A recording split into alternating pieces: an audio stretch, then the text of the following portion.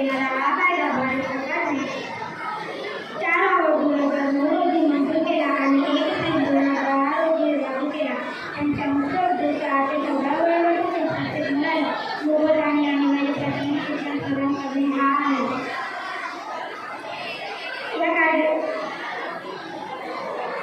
हा कायदा भारतीय संविधानातील कलम 31 लागू करण्यात आला आहे. प्रथम पहिला गावकरी एका ठिकाणी गोळा झाले आहेत. शिक्षक येतात.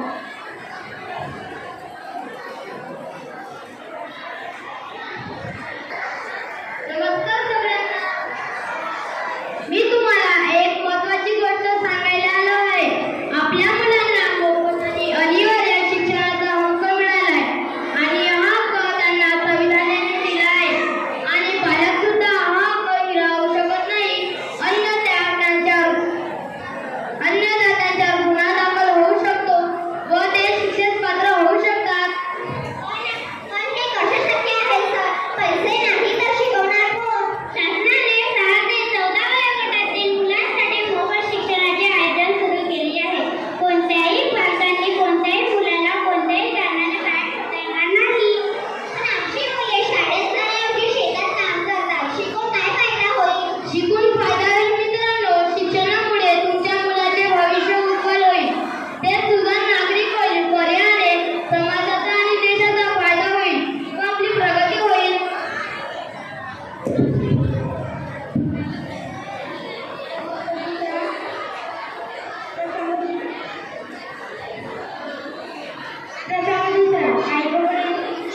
राजू सीमा काम करताय. आई व वडील चर्चा करतात.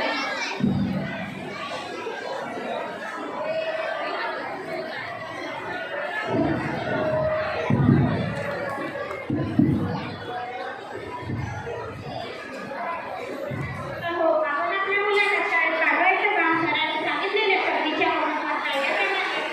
पण आपलं काम कोण करणार? आपण त्यांना शिकून काय साधणार?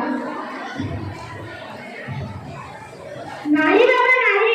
मला शाळेत जायचं. मला मोठं अधिकारी व्हायचंय. हो बाबा मी पण शिक्षण घेऊन शिक्षिका होणार. बरं उद्या शाळेत जायचं. बघूया सर का सांगतात ते.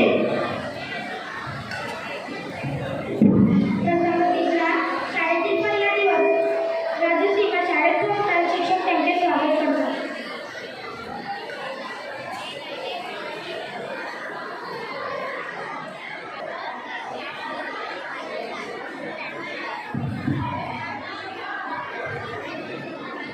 Three ones are 3. 3 to the 3. रात्री अतिशय नाही. शाळेत तुमचं स्वागत आहे. पोटाटवे जे काही शिकाल ते त्रिभाज्याला दिशा दे. चला आपण वर्गाकडे जाऊ. 3 7 are 21. 3 8 are 24.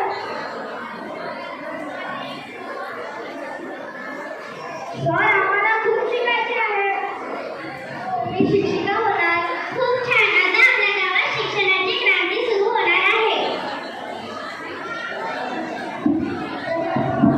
गावकऱ्यांची सभा. गावकरी सरपंच आणि शिक्षक चर्चा करत आहेत.